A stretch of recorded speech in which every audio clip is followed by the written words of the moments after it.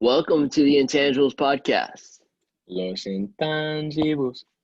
Glad to be back on this fine evening. We are here. You probably listen to this in the morning at home. But I am your host, Graeme Simpson, and alongside me, as always, Connor Pederson, Warner Wetterson, the W King, Mr. Oh My Days himself. Oh my days. What's up, bro? How you been doing? It's been about like Hey, 5 days yeah, since our last episode. I can't complain. Life's good. Living College is life. good. Yeah, Clemson got that dub, so got to be in the stadium for that, so no complaints. Yeah, this is our second episode on Zoom, so just bear with us. We're also on YouTube, so if you guys want to see our faces, Yeah, still peep download that. the podcast.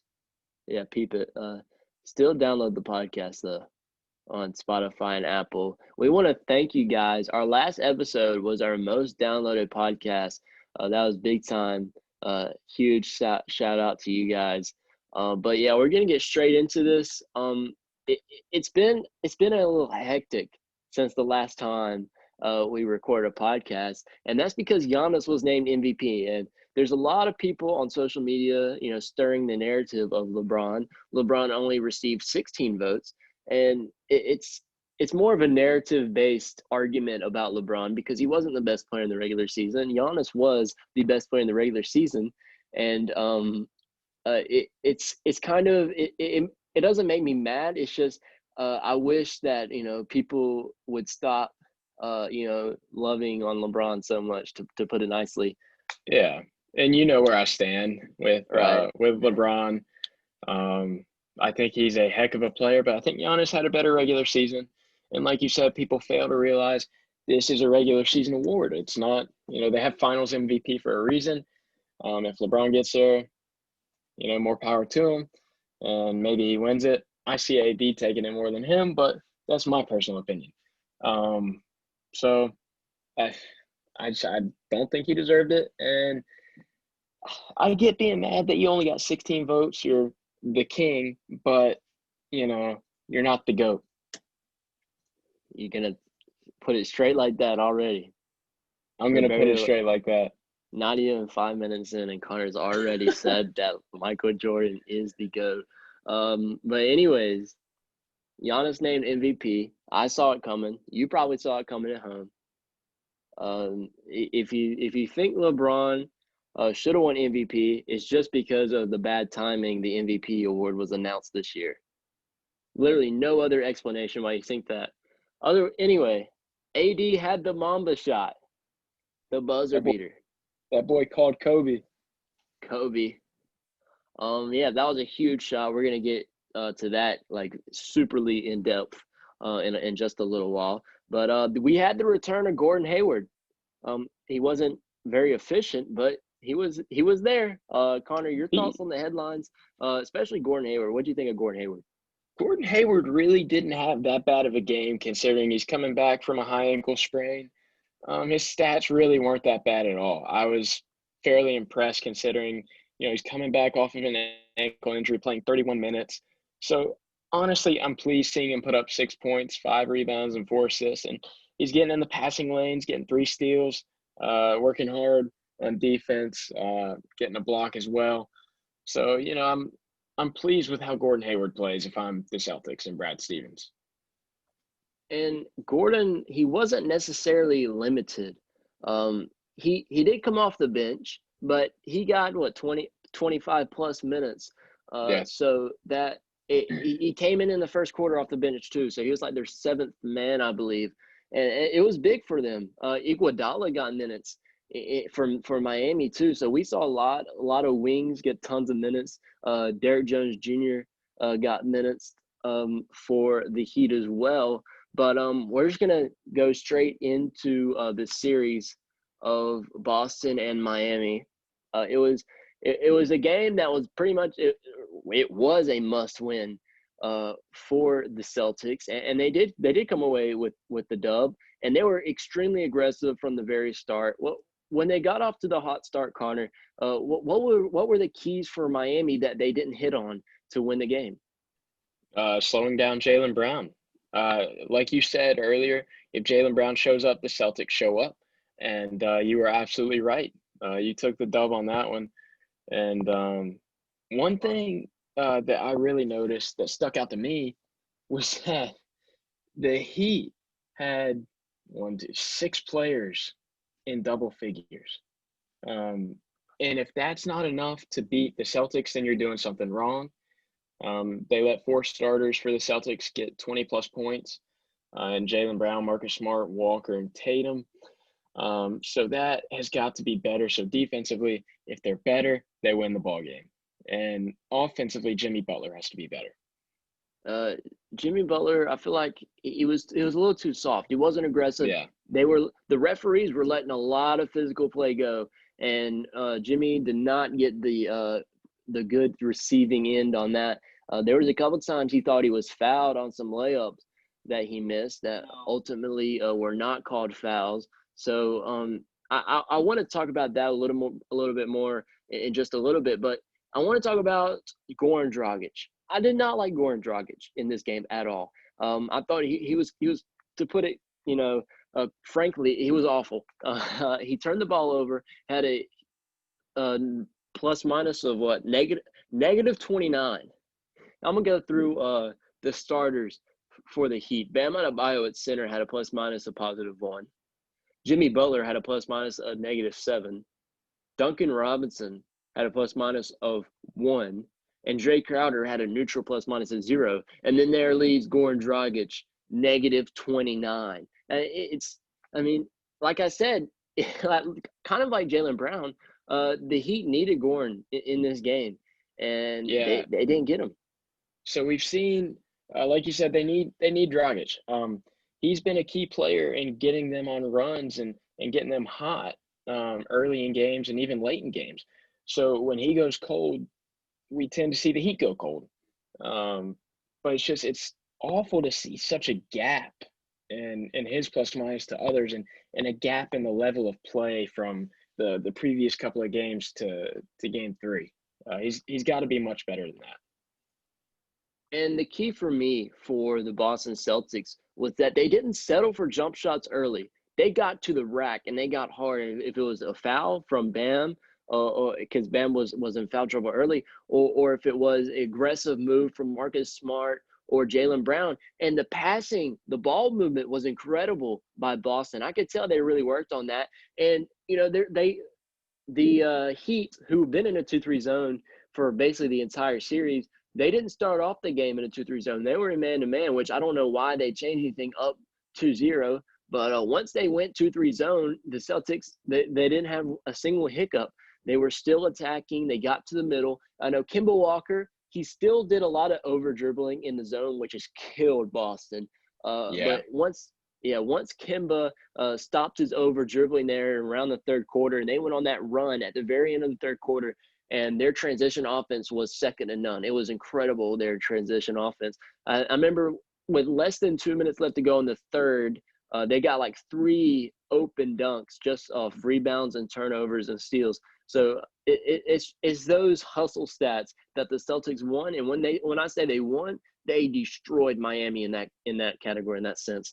Connor, what did you see hustle stats wise, and what do Miami need to do to get this series to 3-1? So hustle stats, the one who fills up the stat sheet, ironically, Gordon Hayward and Jaylen Brown. They were in the passing lanes, each with 3 steals, each with a block. So, I mean, you see the hustle there. Marcus Smart always hustles. It's inevitable. Sometimes it just doesn't show up on the stat sheet. And the defensive player of the game for the Heat would definitely have been Bam, which is expected. 3 steals, 2 blocks, filling up the stat sheet there defensively. Jimmy Butler with 2 blocks. Overall team, they had 8 blocks. So that's very impressive. Yeah. The blocks has been like a key factor for Miami literally the entire year. The blocks has kept them in the game, and they've been a great shot blocking team dating back to D Wade and Shaq. They had Chris Bosh and LeBron, of course, the great shot blocking pair. They had Shaquille O'Neal. Dwayne Wade is a great shot blocking guard, and they had Hassan Whiteside just before a couple years ago. Did they not have Alonzo Mourning as well? They did. Alonzo Mourning, thank you, Yeah. Connor. But they've been a magnificent shot blocking team, and Eric Spoelstra has it's been like how do I say this? It's been a culture of them. Of course, the Heat have a great culture, but it's just protecting the rim has just been a must. Like Yeah, you go their ahead.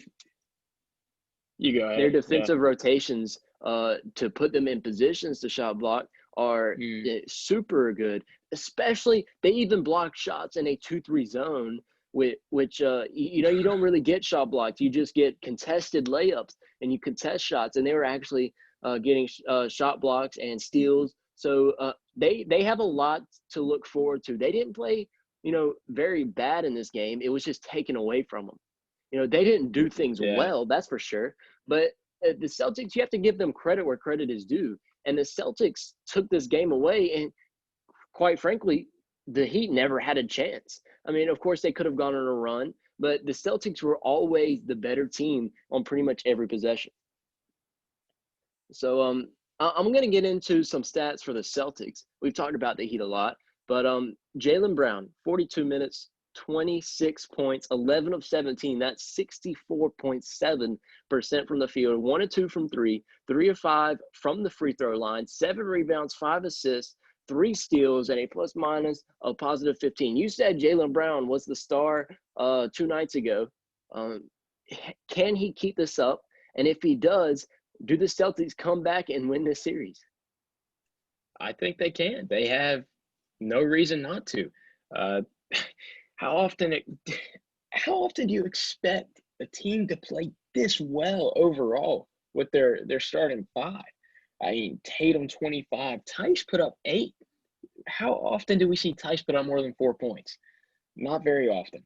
Kemba Walker with 21, Smart with 20, Brown with 26. I mean, it's just they're filling up the stat sheet point-wise with their starting 5. So it's going to come down to, can their bench players come in and maybe take some of that slack off of them or add on to it? So I think that if the Celtics do that, they have every reason to win this series. Yeah, and I put a tweet out on Twitter a couple of days ago after Miami went up 2-0, and I said, am I the only person on this app that believes Boston can still win this series? And because it seemed like, Boston's out, I can't believe Miami's going to the finals, this, that, the third. And I was like, hold up, let's pump the brakes, man.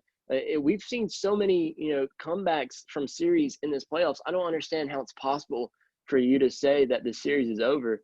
But there's one thing I like about this Celtics team. Nobody is afraid to shoot the ball. When they're open and they have a good shot, they will shoot the ball. And every single player that played except Enes Kanter, who only had 5 minutes, excluding Enes Kanter, everybody else attempted at least 1 3-pointer. And that's what you want to see. They have confidence. They know that if there's a good shot, they will take it, and they're not overpassing. We saw the Miami Heat overpass. Duncan Robinson had a couple open threes that he passed on. Tyler Hero, when he got hot, he was hot, but he still was overpassing. Goran Dragic did it incredibly way too much. But I liked how they were, when they had an open shot, they didn't hesitate. They got it in rhythm, and they didn't make them, but it was okay because they were taking that shot and they were forcing the zone or the man that were playing. They forced them to hesitate, to collapse. And then we saw Jaylen Brown attack the rim, and then he was virtually untouched sometimes just because they weren't afraid to shoot the ball. And Jason Tatum did a good job of it too. They're not afraid to shoot the ball, and they're playing good ISO. And that's the thing that the Celtics have done well all season. And they had a hiccup in the first 2 games, but again, Miami will come back stronger than ever. And if you're Miami, do you keep the man or do you still stick to the 2-3? I'm going to go into man just because, of course, you know what? I take that back. I'm going to stay in zone. Because I go back and I look at the stat sheet, and the Celtics went 9 of 26 from 3. That shouldn't beat you. I mean, when you're shooting 27.3% from three and 38.8% from the field, you're most likely going to lose. But if they clean that up and hold the Celtics to, 35% from three, I think they'll be fine because the Heat have all the potential in the world to put up 50% from three on 40 attempts. And Connor, I want your word on Bam. I saw Bam be very hesitant in this game, and he had mismatch like Kimba on him or Jalen Brown on him, and he wouldn't go into the post and play the bully ball basketball that we know he can play. And he's going against one of the most underwhelming centers in the NBA. Daniel Tice had 8 points and 7 rebounds. So I mean, it's not like he didn't play. He played 24 minutes. So if I'm Bam, I got to play bully ball and force my way to the rack. He had a great game anyway, playing a style of basketball that he was very tentative to. Just imagine, I think Bam could put up 40 in the next game if he gets into the post and does his work. If I'm Eric Spoelstra, what I'm telling Bam Adebayo is I'm saying, Bam, I want you to attack Daniel Tice because he's a guy we can get in foul trouble. We can get rid of him early. He can be a non-factor in this game who has been a role player for the Celtics. And you can just attack. Like you said, get the mismatches. He needs to put up at least 20 shots next game because, like you said, he has the potential to put up 40 points. Going 7 and 9 from the free throw line, you'll probably get fouled more if you put up a few more attempts, get a few more and ones because he is talented under the rim and in the paint. So I expect Eric Spoelstra to communicate to Bam Adebayo that he wants to see him be more aggressive. Yeah, and being more aggressive has to be a key factor, a theme for this Miami team. They can't settle for anything.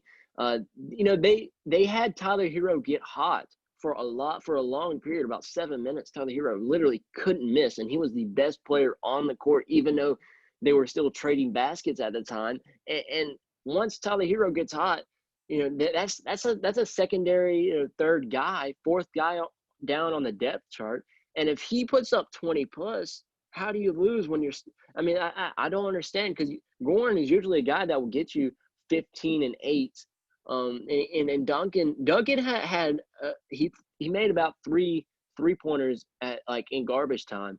So his stats are a little better than what they actually were. And he was in foul trouble. He had 5 fouls. Yeah, he had 5 fouls. And so that really hurt him. But they need to stay out of foul trouble, get the post. And once they get the post, the Celtics will be forced to double team. And that's when you get players like Tyler, Jay Crowder, Kelly Olynyk, Duncan Robinson. But once Bam forces the double team, you need to capitalize on those 3-point shots. And to me, that is what will win Miami this series. I completely agree with you. I think you make Bam a bigger part of the offense, and then, like you said, they collapse on for a double team, kick out, ball movement, wherever you got to go, or you pop the three right there. Because, like I said, they're a team that can put up, 20 made threes out of 40, 44 attempts. So I think that they're definitely going to need to do that if they want to be successful. And they have to do that, but they also have to lock up. And they need to be better on isolation defense. Jimmy Butler hasn't had a problem with isolation defense his entire career, but he needs really to step up.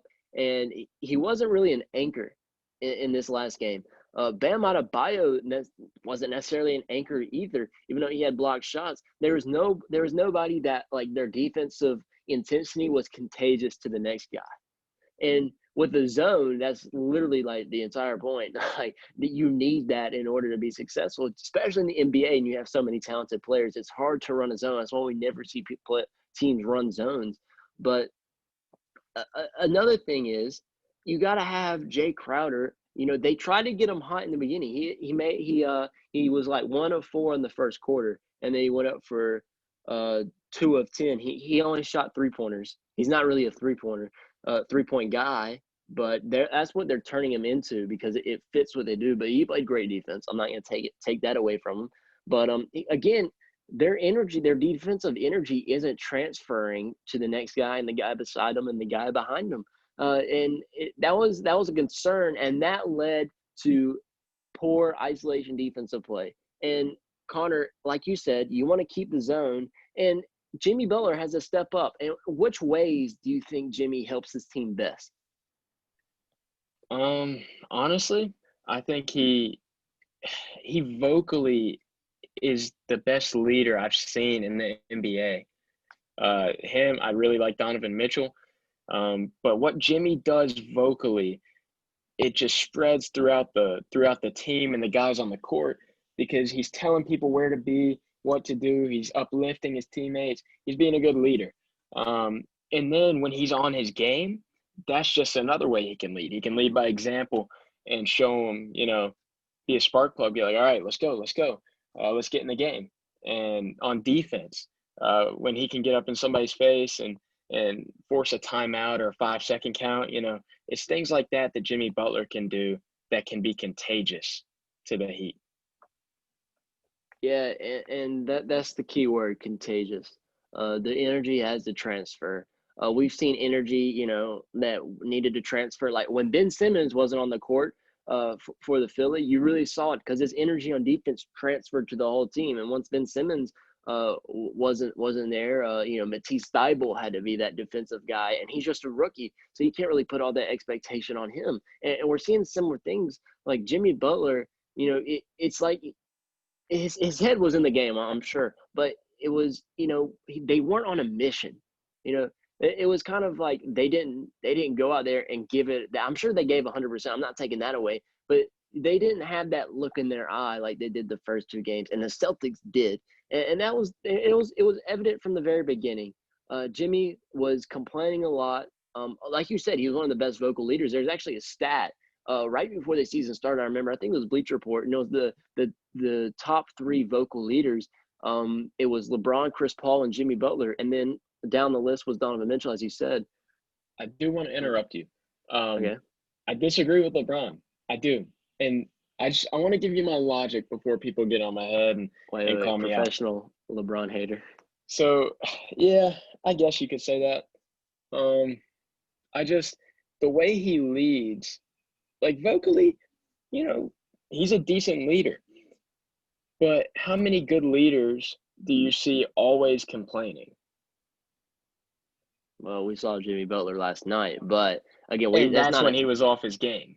Exactly, and that's when they lost. And yeah. we've seen we've always seen someone for LeBron to be there, and there's not really that for the Lakers. Like when the Cavaliers in his second stint, Channing Frye was so big for that team. And Ty Lue, who would be great for Philly in that aspect of being a vocal leader. So Eric Spoelstra can be that guy, but he hasn't had to do it. And so it seemed like he was a little hesitant to bring the team together and be the vocal leader. But that's the last resort. You don't want your coach to really be your main vocal leader on a night, but sometimes the coach has to do that. And some things clicked. They went on some runs. Tyler Hero, like I said, got hot. Duncan Robinson made some 3-pointers. But again, Jay Crowder was very inefficient. He played great defense though. Bam Adebayo was settling for passing. He was passing up shots, settling for mid-range jumpers, contested jumpers. He wasn't as active on the tip-ins as I'd like him to be.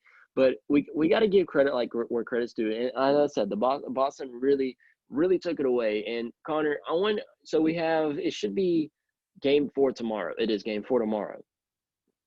What changes are needed to be made for both teams? I'm going to just give you a pretty general question. What do you see changing in this matchup that will really catch the viewer's eye? Honestly, I think maybe we see Miami come out and stay in zone or start in man and then shift into a zone or vice versa, just to sort of throw off the Celtics a little bit. But I think we see a different Jimmy Butler from game 3 to game 4. I think we see the Jimmy Butler we're expecting to see to come out and lead and have an impact on defense and offense. and I expect his energy to be contagious vocally and his play. I think we see Bam be a little bit more aggressive. I think we see Jimmy talk to him and be like, listen, you got to pound it in there, and we can get Tyson in foul trouble, force him to put young players in at the post. And I expect Dragic to be better. I expect to see the game 1 and 2 Dragic that came out and was a spark plug offensively for them, and even defensively. So the real question is, can Tyler Hero come in and be as impactful as he was in game 3? So I think that's one thing we'll see. For the Celtics, I don't think we see many changes. I don't know if Gordon Hayward's going to play as much as he did last game. He played really heavy minutes considering he's just coming back. So I guess we'll see how that goes. I'm not sure anything will change with the Celtics. I think they just have to keep their same energy. The Celtics have to get out in transition, and they did that well, and that's why they won. Again, they've got to take it away. They can't settle for jump shots, especially early. They got to get to the rack very early. And another thing that I want to say is the stretch fours, in a sense, for Miami, both didn't have a good game. Olynyk and Jake Crowder both didn't have a good game, and we don't really talk about those guys for the Miami Heat when we talk about key players. And it seems to fit as if, the point guard that distributes the ball and the stretch four are becoming extremely key pieces for this Miami team. And when they don't show up, they lose the game. So you talk about the stretch four for Miami. For Boston, do you expect Tice to have as good a game as he had in game 3? I mean, I wouldn't even call that – he had a good game for his standards. That's a good game for his standards. But do you expect him to play to that level again? I don't expect Grant Williams to have as good of a game as he did. Brad Wanamaker had limited minutes. But, again, having 20-plus for both Brown and Tatum, 25-plus. 25 for Tatum and 26 for Brown is a recipe for disaster if you're any team in the NBA. And that's a fact. So, Kemba with 21, Marcus Smart with 20. These guys were hooping. Like, they were balling out. And that's the thing is they can put up points in a hurry. They were thugging it, man. They were going crazy. I've never seen a team play as complete, a starting five play as complete as the Boston Celtics did in game 3. 20-plus points from 4 of your starting 5 and 8 points from a center that rarely gets up to 4 points. A phenomenal game. Grant Williams, I thought, was phenomenal. Was on both sides of the ball. He really showed out and gave a glimpse of what's next. And we're going to get a list soon as we start season 2 of this podcast. We're going to get a list of players we're most excited to see. And Grant Williams will be on my list of top 25 players. He will be on my list of players I want to see next year, and I'm going to watch closely. Connor, you're Carson Edwards should we're yet to see him. That's somebody who could be the next Isaiah Thomas. Exactly. Undersized too, both 5'11", I think. And I want to touch on Grant Williams. Watching him at Tennessee under Rick Barnes, you could tell he was special, and you knew he was going to be an NBA talent. And we're seeing, like you said, we're seeing glimpses of that. In 9 minutes, he's putting up a great stat line. His plus-minus doesn't tell the whole story because he really did come in and play well. But Grant Williams, like you said, is a young star that we are waiting to see just shine and go crazy. And he was SEC Player of the Year, right? Yes, and he deserved it. He was phenomenal. We're talking about an SEC with Kentucky. Yeah. These guys are good. In the SEC, and he was SEC Player of the Year, and deservingly so. He had a phenomenal season at Tennessee. He had teammates like Jordan Bone who were really good for him. Schofield was on his team, so that Tennessee team was loaded. But back on topic, I want to talk about one of our favorites who hasn't got a minute of action. Robert Williams, the other Williams on the Celtics. He guarded Embiid, the best I've seen in the bubble. To be honest, he was very good, and he's an energetic player. He won't give you more than 6 points or 7 rebounds, but he'll be an energy. He'll get you blocks. He can block a Yeah. shot, and that's for certain. So I want to see Robert Williams. I know we said it, and he keeps on not playing, but I really want to see Robert Williams, especially against Bam, because he's the only guy on the Celtics that can match his energy. Yes. So Robert Williams III, I would play him over Enes Kanter just about any day because the energy he brings and the level of play for him is higher. What you And got? I'm gonna stop you there. Enes Kanter is god awful on defense. Pick and roll Yes. defense, he's trash. Cutting to the basket, his timing is literally absurdly bad. Great offensive player though. He can get Yeah. offensive rebounds and get tip-ins and fight through contact. But again, if I'm the Celtics, how much what do you have to lose by putting in Robert Williams? Not I don't think much. your team's not worse, right? For one, your No. team's not worse. You And maybe secondly, you maybe secondly, yeah, you go. you You have go. you Sound it out. secondly you have a potential to shut down Bam Adebayo, like I said, who can have 40 points. Yeah. So like you were saying, Enes Kanter, it's a trade-off. Do you want the offensive output or do you want the defensive output? And in my eyes, I'll take the defensive output any day because your defense leads to offense. Enes Kanter can get you buckets, but he's just trying to match the buckets that he's given up. He is not good defensively, which, like I said, he's just trying to catch up with everything he's allowed. Yeah, just catching up is basically what Enes Kanter does.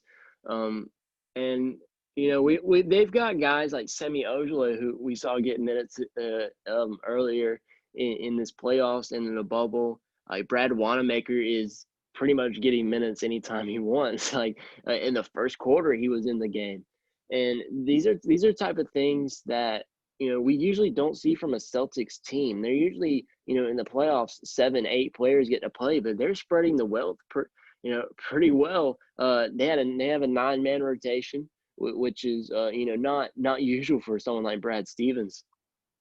But when they have a 9-man rotation and Brad Wanamaker's playing good, Kanter is being an offensive force fighting through contact. Grant Williams is coming in and being a spark. Gordon Hayward, although he's a little rusty, he's still making big plays, being in the passing lanes. And then you have Daniel Tice, who played one of the best games he's had all playoffs. And then after that, you got your point guard, your shooting guard, your small forward, and your power forward, all with 20-plus points. Like I said, it's a recipe for success. Yeah, and with that being said, do you have anything else you think needs to be said about this series before we start to touch on the Nuggets and Lakers? No, I was just about to ask you that, Connor. But I think we've touched just about everything we yeah, can we've on this series. gone over Yeah. everything. This is as deep as we've gotten into a series in a long time. A very good series. In-depth analysis is you can call it. I think Yeah, that'll be brought the to you by title. the Intangibles. The title of this should I'll put this in-depth conference final analysis. I like that. Yeah. All right, so moving on. LA versus Denver. A little We pivot had some here. So yeah, quite a pivot. This game, I sat on the futon and watched Anthony Davis hit one of the most ridiculous shots I've ever seen a big man hit. And I say that with quotes because Anthony Davis he's the modern day big man that can be athletic. He's more of a stretch 4. He is unreal. Yeah, you say big man, with oh my days. air quotes, because we had a whole discussion about what is a big man in our last episode. So if you didn't catch that episode, finish this one first, and then you can go listen to our latest episode. We we talked about the Clippers tons. So I'm glad we don't have to talk about the Clippers basically until until the finals are over. But yeah, Anthony Davis, 31 points, magnificent. 2 of 4 from the 3-point line. LeBron James really set the tone early, and his 2 3-pointers made in the first half, or the first half of the first quarter, the first 6 minutes of the game, were incredible, because it was a very cold start from both teams. The Nuggets didn't have a good start at all, and the Lakers weren't. They were having offensive fouls left and right, over the back fouls from McGee, illegal screens from AD, and so LeBron's 2 threes, and he had 2 threes, and then he had like a spot up midi from the elbow, and LeBron was basically carrying his team to say, it's okay, we're going to get through this together, because both teams were cold. It was like 3-0, and it was 4 minutes played. So there's one bucket, and it was just LeBron's 3-pointer. So I'm giving LeBron credit. Yeah. I'm sorry, Connor. I'm going against your will, giving LeBron No, credit. I agree. He carried the Lakers in the first half, no doubt. 20 points in the first half, but he was very cold in the second half. So fortunately for him, his partner in crime, Anthony Davis, picked up his slack and just dominated. We got to get some professional LeBron hater merch with Warner Wetterson's name. But let us know if you. I don't know if you saw that. my tweet. I don't know if you saw my tweet, but I tweeted, I feel like Bron's about to take over. And he didn't. Yeah, you did. I just saw that. Yeah, Can you believe it? Warner Wetterson tweeted, I feel like LeBron's about to take over. And he, taking over is a word we use pretty loosely nowadays. Yeah. What do we mean by like taking over? When I think of taking over, it's like no one else is scoring but you, and the reason is you're the only person that can get the W. If you don't score the rest of the points, you can't rely on your teammates to do so. And that's not the case with LeBron. We saw literally Anthony Davis took the last shot, and LeBron's had a history of not taking the last shot and having his teammates bail him out. But that's a different story for a different day, unless Connor was talking about it. One thing I do want to point out is Bron had 6 turnovers. You can't have that from somebody as good as LeBron.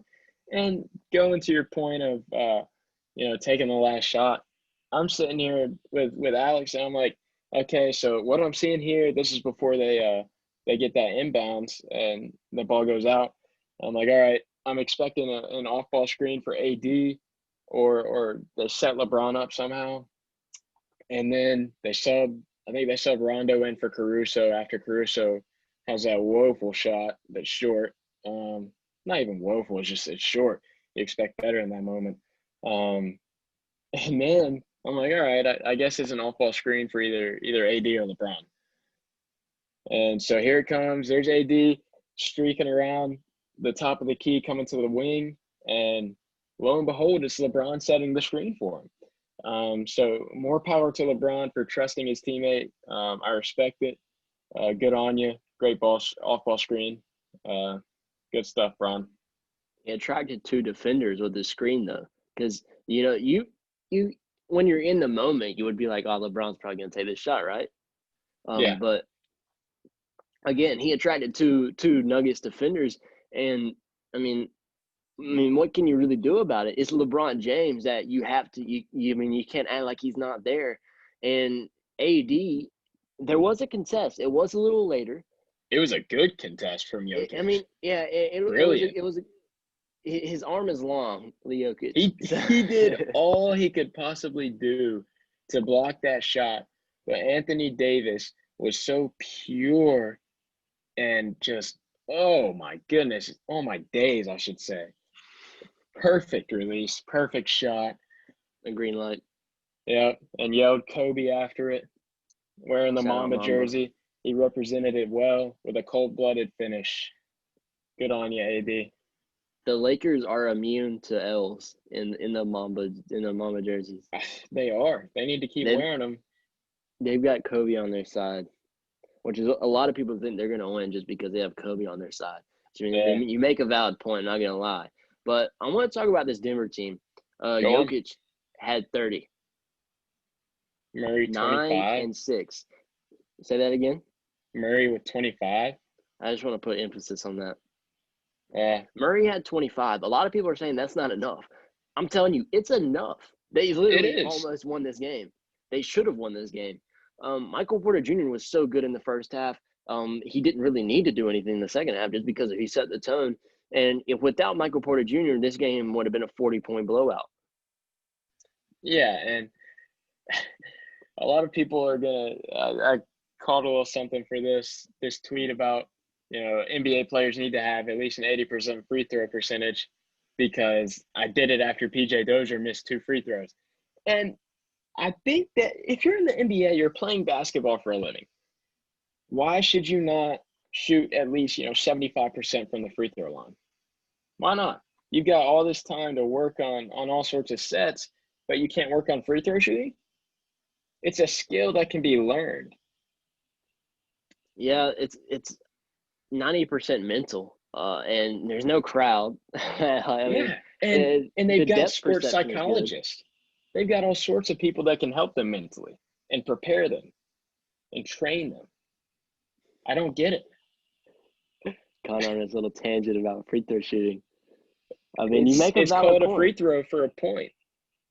Yeah, and A charity stripe. PJ Dozier, do you want to do the honors of saying his free throw percentage? Do you have it up? What's that? 20%? 20%. Quick maths. 105.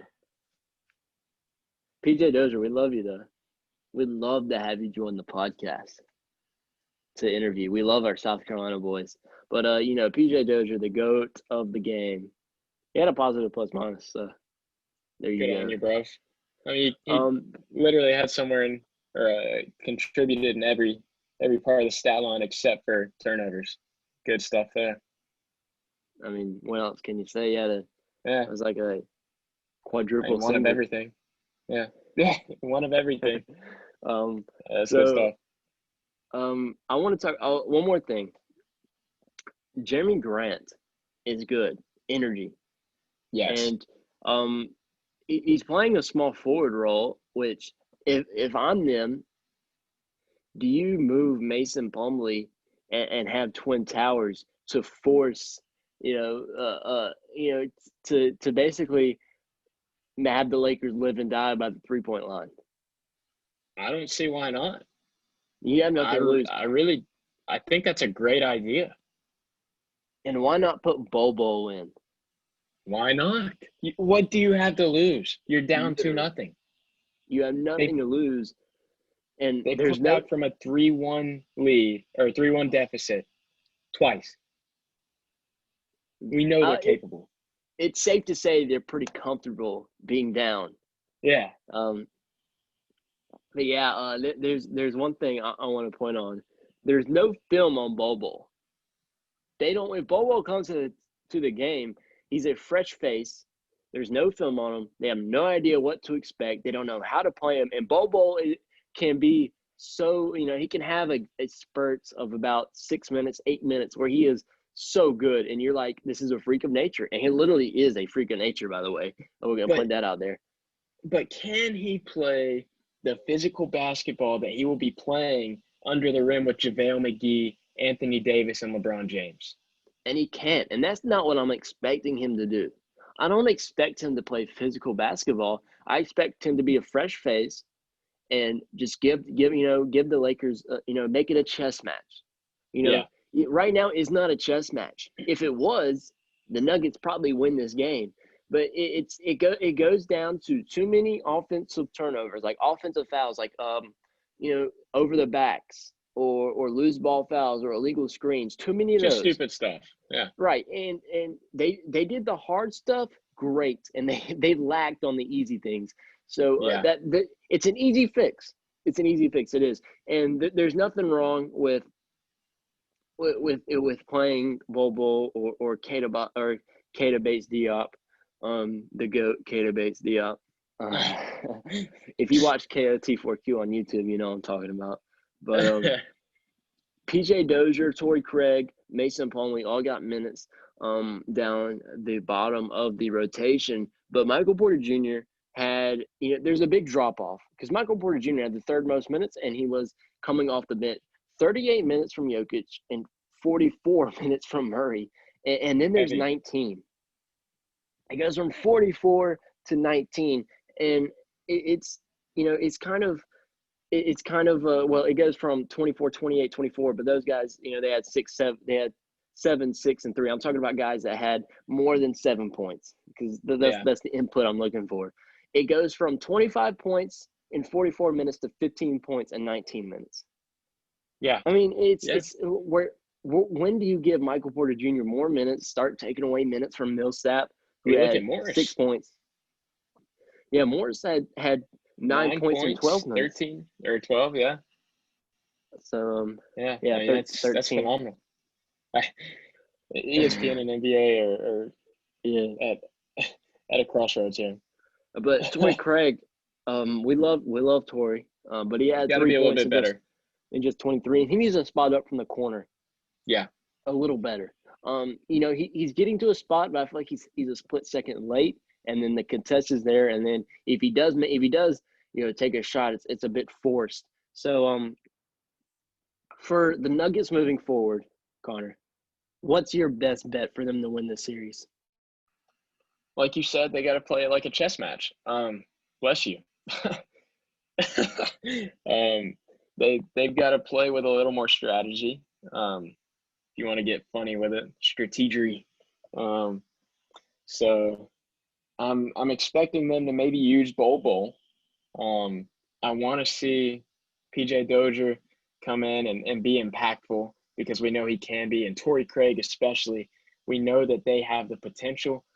I'm expecting Michael Porter Jr. to come in and play strong basketball and continue to hit his shots, because he's been phenomenal for the Nuggets offensively. Even defensively, he's been solid. They have to have Jokic and Murray show up. They show up, you know, well, they're safe. They did show up. I mean, 30 and 25 is showing up to me. Like I said, you need Torrey Craig to show up legit, like actually show up. Like Jokic and Murray, they showed up, but I'm saying they have to do the same thing. They have to show up again to play. They have to carry Craig's load and Dozier and Millsap. You know, they have to carry that load. So you need Murray to put up 30, 40. They showed up for themselves, but they didn't you know, clean up the slack for their teammates. Connor, you hit hard on this Lakers team, and Caruso I thought was magnificent in this game. He had a monster dunk.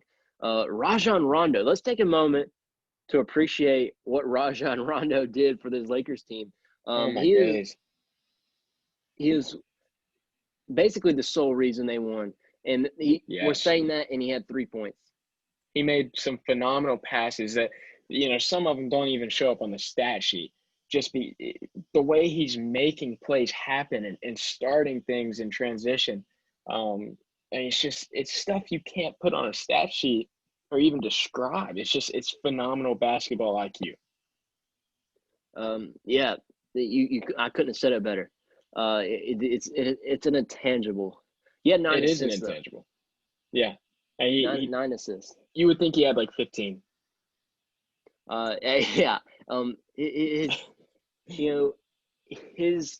Just his presence on the floor makes the Lakers better. I feel like they play basketball at a more smoother, more comfort level for the Lakers when Rondo is at the point guard, and it gives more freedom for Danny and KCP to get to their spot, because they know Rondo will find them if they're open. And it takes the load off LeBron, because LeBron is having to D up every play. AD's having to D up every play. They're wasting a lot of energy on defense, which is crazy to have 31 and 26 points when you're expending that much energy on defense. So, again, Rondo is the reason why KCP had 11 and Danny Green had 11. Those guys having over double figures, it is direct correlation to Rajon Rondo. And we said it. We said it before the playoffs started that Rondo was going to be huge. In the Trailblazer series, we're like, if Rondo comes back, this will be huge. It's over, Yeah, and with Rondo moving forward, do you see him getting more than 21 minutes? I do. I think he's a player that needs to be playing 30 to 35 minutes. I think he's a guy that can come in and take some of Danny Green's minutes personally. I think Danny Green's all right, but there's times when he doesn't have an impact. Whereas last game, he had a huge impact defensively and offensively chipped in. But you got to be better than 4 or 14 from the field and 30% from three because you're known as a sharpshooter for the most part. So I expect Rondo to maybe take some of his minutes because Rondo plays well to his standards and what he needs to do for his position. And I like Caruso. I think he continues to see about 30 minutes per game just because his energy on the court is so good. And when he scores or makes a stop on defense, like it's emphatic and it changes the tide, the momentum of any game that they're playing. And there's no doubt about that. And KCP was the starting point guard for this Lakers team. And I'd say I'd put Rondo in there, and that's not an exaggeration. Yeah. I'm not even overreacting to say that Rondo should be the starting point guard. KCP probably would fit better off the bench anyway, because he'll still get his minutes. And again, we're still saying Rondo starting, but we're not taking minutes away from KCP in a sense. Because once the rotations, after the first 5 minutes and the rotations go wild, like Frank Vogel has them, we've seen so many different sets. Credit to them, they made it work. Yeah, one thing I want to sort of touch on what you're saying with KCP. I'd probably use KCP and Rondo as combo guards. I'd let Rondo take the ball up as much as possible, but I want to keep KCP in because you see he has a better shot selection than Danny Green. And so that allows for other players to get more attempts up, like AD, LeBron, or even Rondo, who can get hot from three. Yeah, for the rest of the series, I probably want Danny Green with 23 or less minutes, and then Rondo with 26 or 30. Yeah, and I can see 30. We need to speak on Kyle Kuzma. Kyle is a type of guy that we expected when Lonzo was on the team before LeBron. We expected Kyle to be the next big thing with him and Brandon Ingram, and he hasn't turned out to be anything. This year, he's taken a huge dip.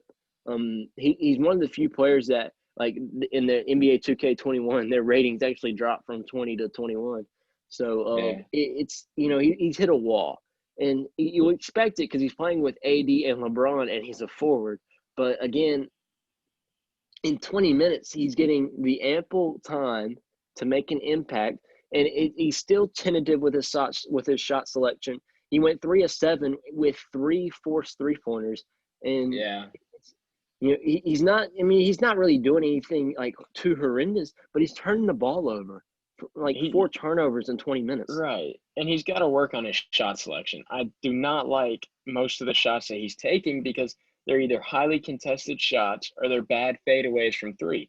And I expect better. From a guy who came into the league, like you said, we expected to be very, very good and make an impact. He's not played to the level that we have expected and know he can play at. And that's a big thing, the level we know he can play at. Connor, any last thoughts on this series? I think it's all mental. There's really not much you can say about it besides the strategy, rotation, and who's going to show up. I don't know how it's going to go between Braun and AD if they're going to do this thing where they trade off halves. But it seemed to work pretty well. I expect Murray to come out and probably put up 30-plus points. I think that he's got something to prove in this game. I think Jokic came out and was big time late in the game and really kept them in the game. And we thought he had won on the game until AD hit that shot. That's for sure. So unlucky for Jokic to have the game he did, the last 5 minutes he did, and to lose. And I think the Lakers have it figured out, if I'm being honest with you. They didn't, play well, and they're still finding ways to win. And that's the biggest thing in playoff basketball. It doesn't matter how good you play or how bad you play. Can you win on your worst day? And we've seen so many great playoff teams, and LeBron has perfected that in playoff basketball. And another thing that I want to say that the Lakers have figured out in a sense that, they're sharing the ball good. Their rebounding stats are pretty good. They're controlling the boards. They're winning the turnover battle. They're doing the things needed to win, and they're not playing as good as they should to win a game. And then again, AD hits a buzzer beater. So I think the Nuggets probably will take a game, but I think this series goes 4-1 to the Lakers. I could see it happening. I could really see the Nuggets pushing this to 6. Maybe the Lakers win 4-2, or maybe they go down 3-1 and surprise us all, or surprise some of us, I should say, and come back from a 3-1 against a very talented Lakers team. Who knows? There's anything is possible in the NBA playoffs. Anything is possible in the words of KG. So we're getting it. Speaking of KG, and we're gonna go to the Celtics. Our predictions for the rest of the series. I want Connor to go first. Your prediction for the rest of the series: C's and the Heat. All right. So C's Heat 2-1 Heat right now. Too close to call for a lot of people, but yeah, I'm struggling we have to make a decision. I've seen 2 totally different teams from each team, so I have no clue who's going to show up. But I think the Heat take this one in 7. I've had a hard time thinking about this the entire day. I asked myself this question like literally when I woke up, and I was like, well, who's going to win this series and how many games? And I've come to the conclusion that the Heat will win in 7, just like Connor. The Heat have been so good for the first 2 games, and even they didn't play bad. They haven't played bad since like February. Yeah. I'm trying to remember the last time. I literally can't remember the last time they had a bad game. And it's they let Giannis and the Bucks come back after they were leading by like 24 in the bubble in the seeding game. So they were up by like 25, 24 at one point. So you can't even say they were playing bad.